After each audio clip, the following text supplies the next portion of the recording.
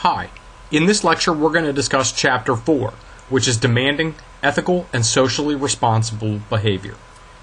I think it's fitting that we look at the skyline of Singapore for this lecture, which is one of the least corrupt and most ethical nations in the world. First, let's define ethics. Ethics is society's accepted standards of moral behavior.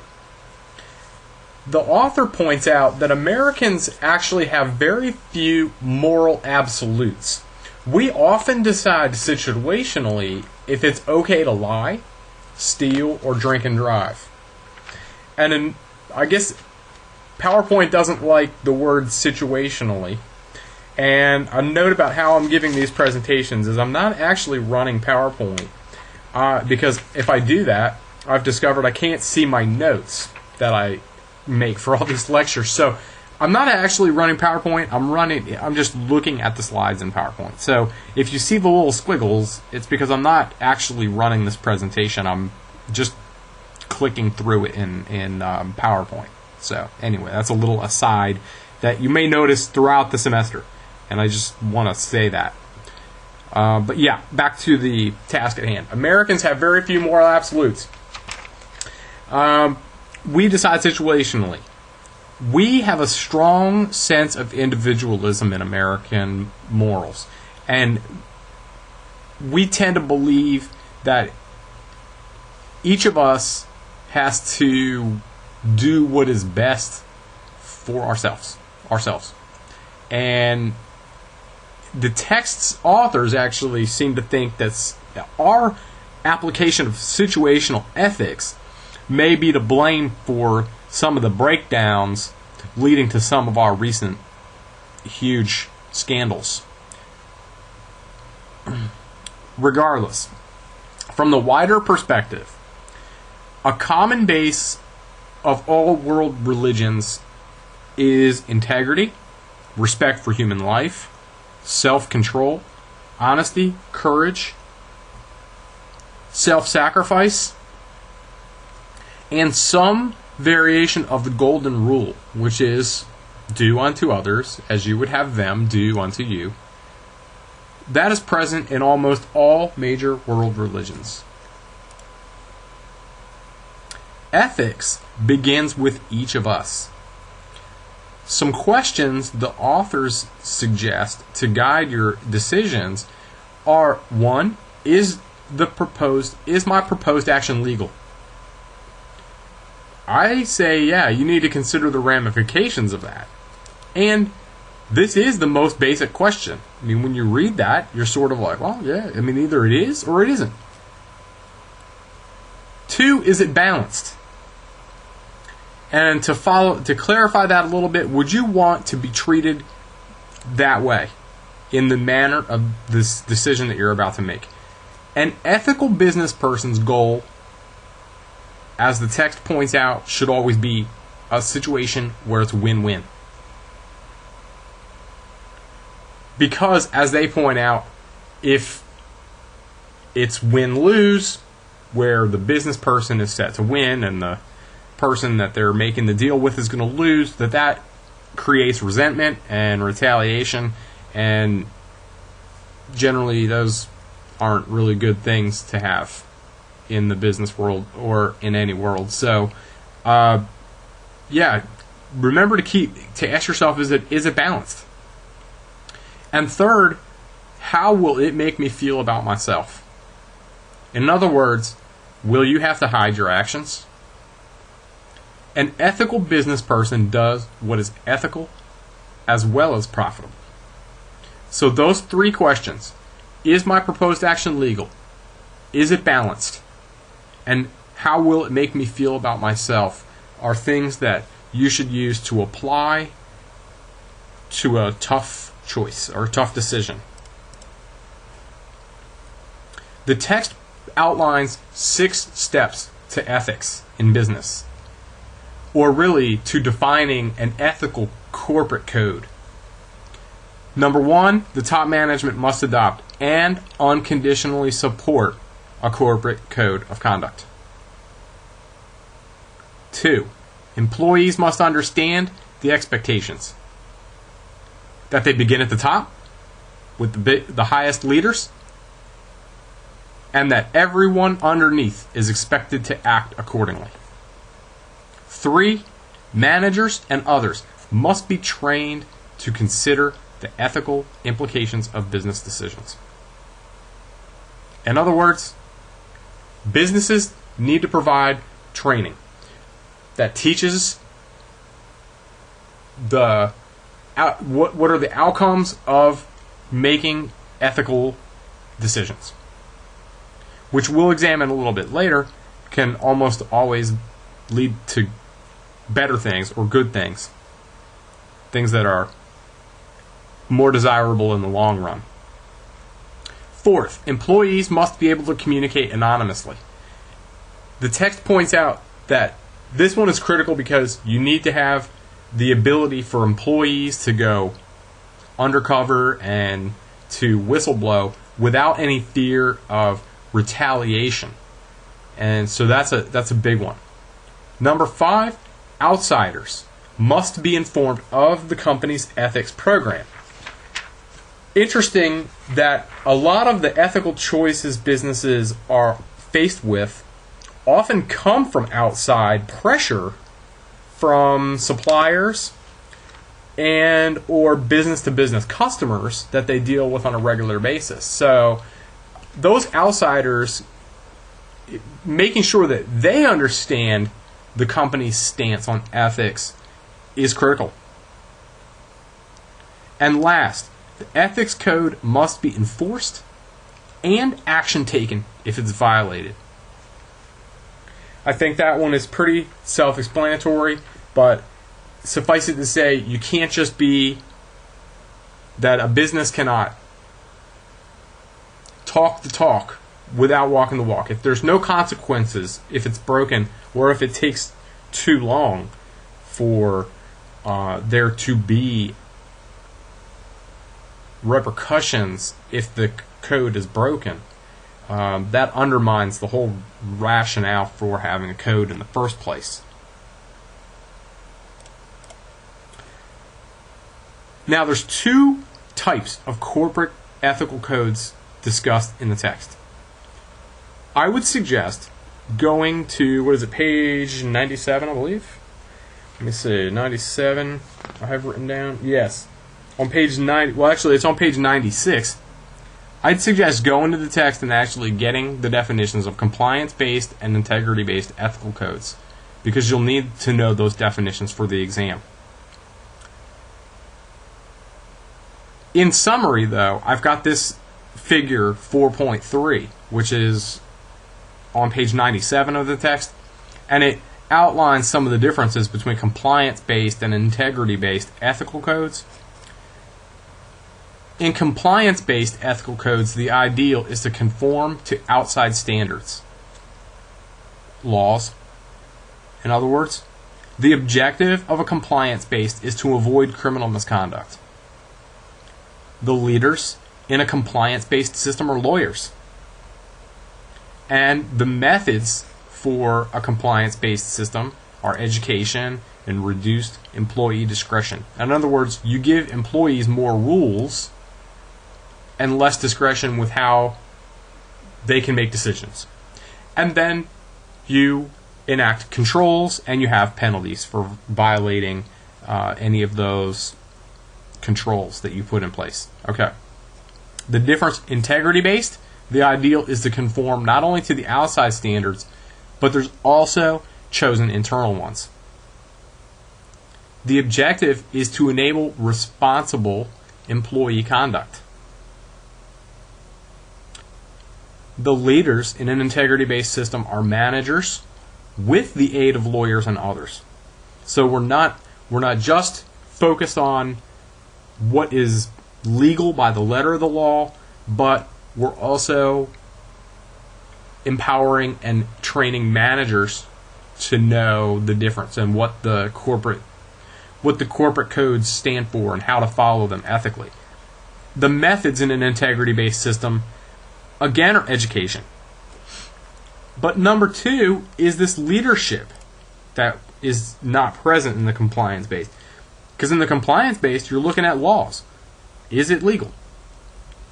Right? Compliance-based is all about that first question that we asked in the very beginning. Is it legal? If yes, go ahead.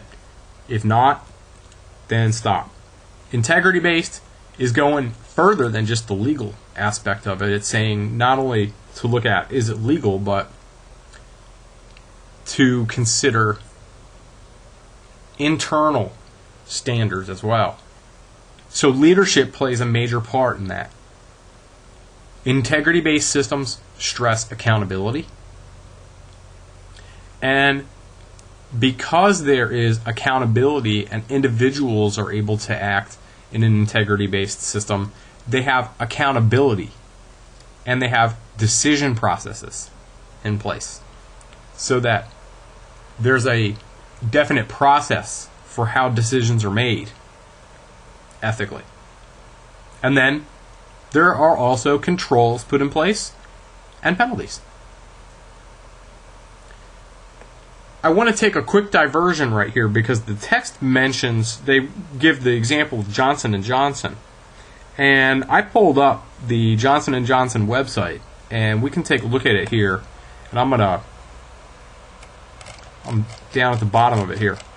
I'm gonna scroll through it and let you look at it. But it's got several pieces to it. You know, first it's got the basic intro, but then it says we're responsible to our employees. And then it outlines how they are responsible to their employees. Next, they're responsible to the communities. And it outlines exactly what they mean and how they're responsible in the communities in which they live and work. And last, they stress a responsibility to their stockholders. And the ordering of these is important because it definitely suggests that by doing them in this order, the responsibility to their employees first, to their community second, that the third one just kind of falls in place. So it's kind of interesting how they've arranged that credo. It's also modified slightly from the edition or the version that they list in the textbook, but it's the basic premise is there, and it's a very good example of a corporate credo that follows an integrity-based approach to ethics.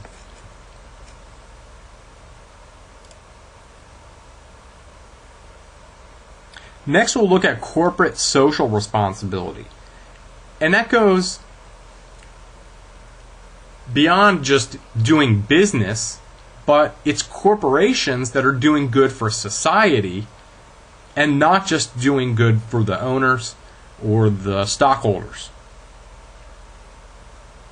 The book actually asks, well, is this stealing wealth from investors?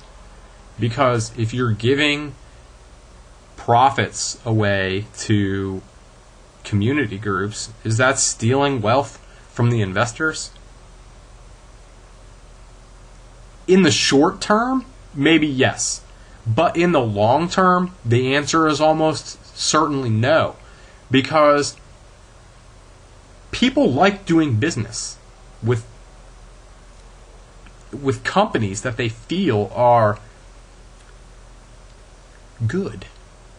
To have no other word to describe it. I mean, if you feel like a company is kind of slimy, you don't really feel like doing business with them that often. Or if you do, it's just strictly transactional and you're gone. But if you feel like the company has a deeper meaning and that they stand for something, you're more likely to do business with them. And I think that in the long term, you're not stealing wealth from investors by being socially responsible as a business. And this says corporations, but really it just is businesses. Businesses being,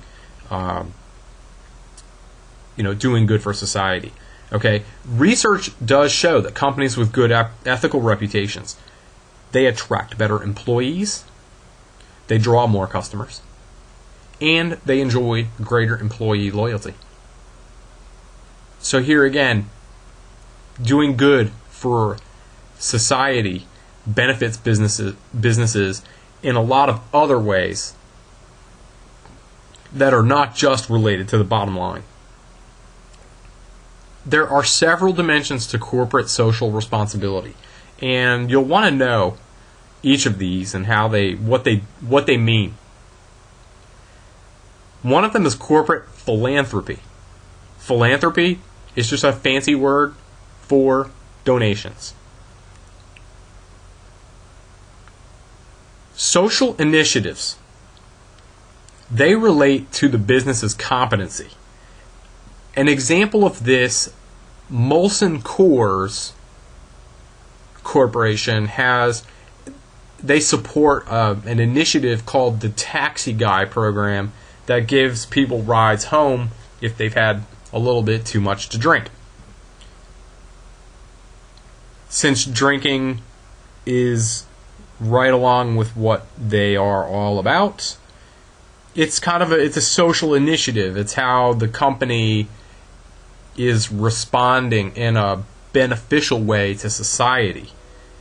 And it goes along with what they do as a business, which is sell alcohol.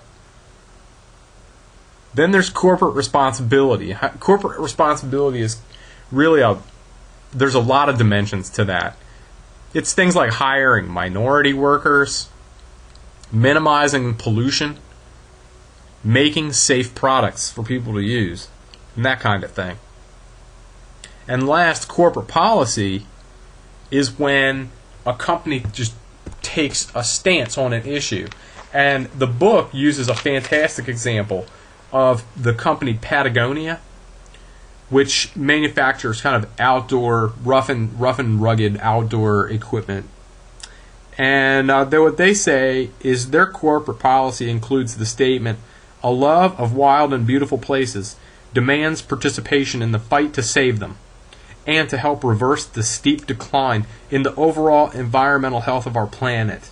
We donate our time, services, and at least 1% of our sales to hundreds of grassroots environmental groups all over the world who help reverse the tide." And that would be considered a corporate policy on social ethics. Businesses have an ethical responsibility to customers.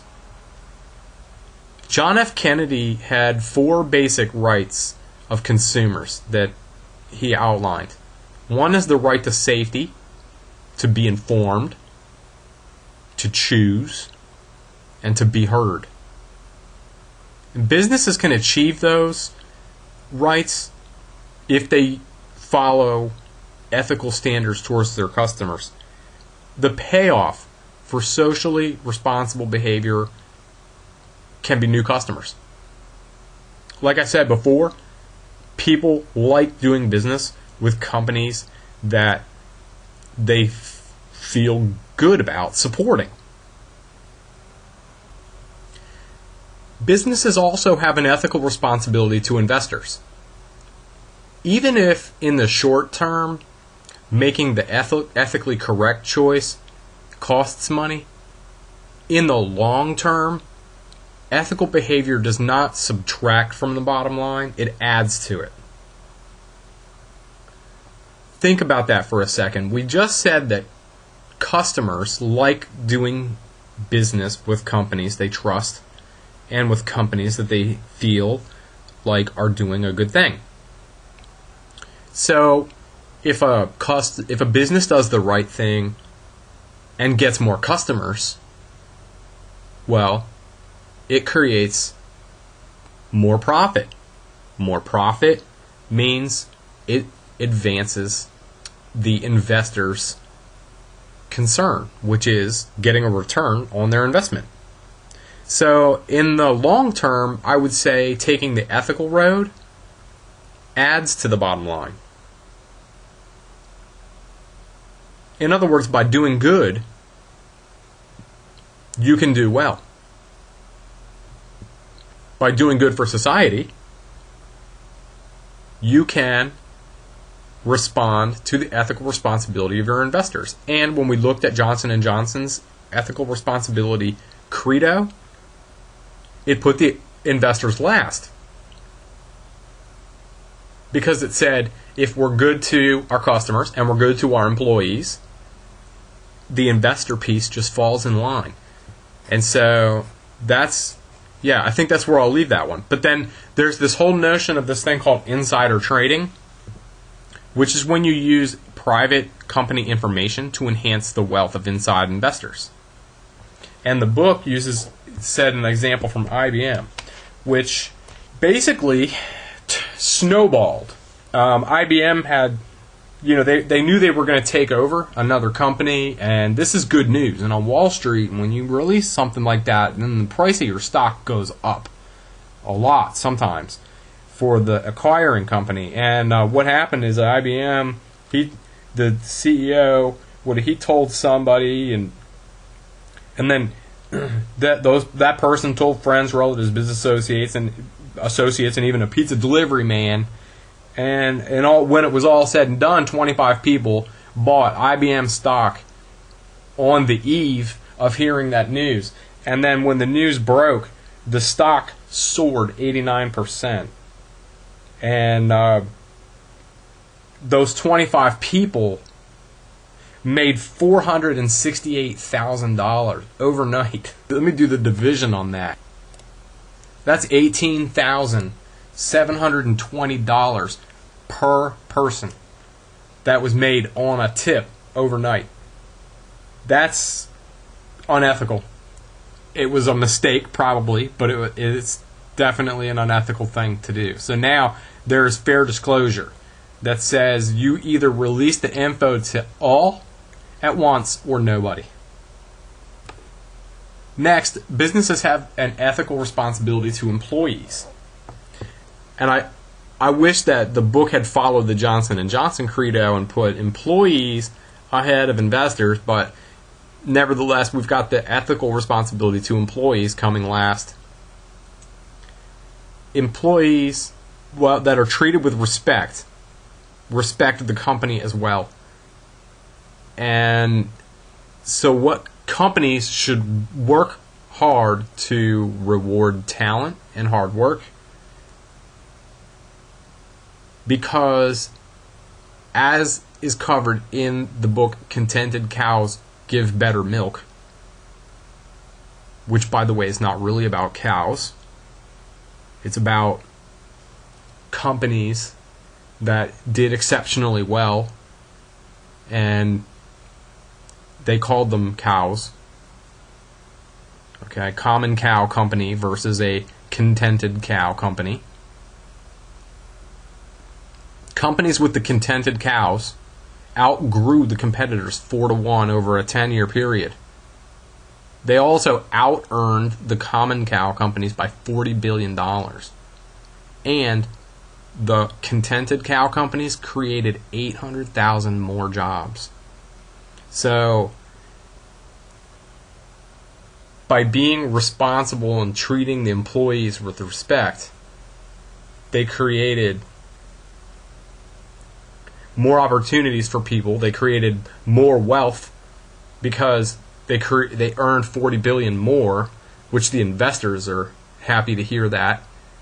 They're growing. They're creating jobs.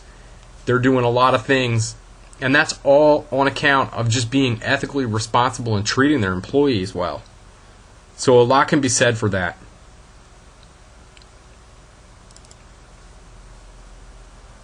Next, we'll talk about ethical responsibility to society and the environment. Ethics goes beyond charity. These days, it's about, right, I have it listed as my last bullet point. The environment is not an afterthought anymore. It's at the forefront. And protecting the environment may raise costs, but I think businesses and consumers are starting to realize we only have one world. And of course, this has created a major push into the green movement for sustainability. And the book uses the term green collar jobs. You've all heard of white collar and blue collar. White collar being managerial and blue collar being more of the worker bees. Well, now there's this thing, green collar jobs. And their focus is on making businesses environmentally responsible and sustainable.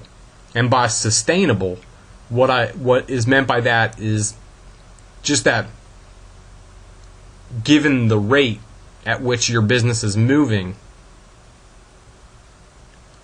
you're always covering your tracks, or you're fixing what you do so that you can go on in perpetuity. Here's an example. Like forestry companies, right?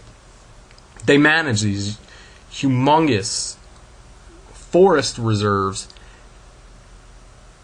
A sustainability approach would be that as they cut trees from one section, they replant them. They move to another section, they cut those trees, and then they replant that. The idea being that once they reach the end of their land, they can go back to the beginning where they had planted the trees there, and they can start cutting those trees down again. And then by the time they get back to where they were before, you see, it's sustainable because they're always covering their tracks so that their net impact is zero. And that's what businesses are really going for. So when the word sustainability, you'll hear me say that a lot because that really has a lot to do with business these days. Business used to be about use the resources, and who cares? Who cares where they come from or if there's any more out there. But now the focus is beyond that. It's okay, so you're taking the resources now, but what provision are you making for the future? And so that's kind of wrapped up in that green collar jobs sector, if you will. I'll give you an example of ethical responsibility and businesses. And this is, another international example. I mean, it's hard not to find international examples these days of stuff. But the Brazil versus U.S. Brazil, we've already talked about them as being one of the world's largest biodiesel producers. Okay, because sugarcane grows everywhere down there, and it can grow on the side of a road, and I mean they grow that stuff. But ethical questions have been raised about how they harvest the sugarcane, to a point where some have been accused of actually just using slave labor to harvest the sugarcane. And the other thing is that U.S. companies pointed out, because when I was in Brazil studying with TCC, we visited some firms that made biodiesel, and of course, curious, I came back and started talking to people in the U.S. about it. And what they said was, we can't compete with Brazilian biodiesel because the waste products are so regulated in the U.S. And in Brazil, they're not. I mean, they can dump the stuff in a river when nobody's looking, and that's okay. And so U.S. firms can't get around that. They have to treat it before they can release it. And so, anyway, there's different things like ethical responsibility even in the international scene. And as long as we're on the topic of international, let's flip over to that for a second. That's a whole separate topic. And our final topic for this lecture is the notion of international ethics. I've mentioned it before, and you'll hear me mention it again, because it was one of the most eye-opening things I got from studying abroad in Asia, in particular, and India, and Brazil. I mean, just lots of places. Bribery is very common in the international scene, and far more common than you might imagine in our little sheltered worlds that we live in. As a result, I mean, then there comes the whole idea of human rights and sweatshops and stuff. And a lot of U.S. companies demand social responsibility from their suppliers. The picture that you see over on the right-hand side is a garment factory. And I've talked about this one before. I visited that garment factory in Cambodia that manufactured for Target Corporation. And there were strict conditions that were posted on a huge sign in the building that stated the temperature in here can never go above, and a lot of people are going to shirk about this, but 89 degrees. So it was a little warm in there, but to a Cambodian that's used to 140 and no air conditioning, I mean 89 degrees is like air conditioning. But anyway, they had strict standards in terms of drinking water and breaks, and lighting conditions were very good. The cleanliness of the you could eat off of the floor in that place. I mean, it was really clean. I mean, just look at the picture there, and you can see, this is not some hole in the wall, dirty, grimy place. It was pretty interesting. But anyway, that came on a demand from Target Corporation that said, if you will supply us with clothes, then your factory must meet these standards. And Target sends ambassadors, I don't know, people to check on the quality of that factory 4 times per year, and they come unannounced. So the factory does not know when Target is going to show up. And one of the reasons they were okay with me taking pictures in there, in a lot of places they would not, pictures were forbidden, but they let me take pictures in there because they said, we have nothing to hide, and to be honest with you, Target could walk in here tomorrow, and so we really don't have anything to hide. Take pictures of whatever you wanted. So for a photographer to tell me that I could take pictures of whatever I wanted, it was kind of, like sensory overload. But we were only in there for about 15 minutes, so it was still kind of tough. And we had to follow a strict path. We had to walk through the factory. So anyway, it was just not all of what it was cracked up to be. But nevertheless, I got tons of awesome pictures in there. And, okay, last I'm going to leave you with child labor. And I've got a bullet point down there. It's a tough ethical question. And, it really is. I used to think child labor, it's awful. We shouldn't do it. It's, that's it should be avoided. And it's inhumane and all this stuff. But, after having been in a lot of countries where the standard of living is a lot less than it is in the U.S., and the quality of life is a lot less than what it is in the U.S., I've come to question whether or not it's such a bad thing, because in a lot of places the family absolutely needs the income from the children just to survive. And I know that's hard for us to really envision, but there's a lot of places in the world where a good paying job might pay $50 a month. And that's a really good paying job. Like these factory workers right here. They're probably making, I think they were making about $65 a month, but even still. Okay, think about that for a second. $65 a month. If you've got 2 or 3 kids in your family, and they can each go out working, and rent costs $200 a month, I mean, it's no wonder that worldwide, I mean, they have a hard time keeping the kids in school. And I know in Cambodia they do half days. And school's only a half day. And the reason they do that is so that the moms and dads and everything can send the kids to work for the second half of the day so that they can earn money so that the family can afford to live. And that's why I say child labor, that's a tough ethical question. And it's an interesting point, and I'll leave the lecture on that.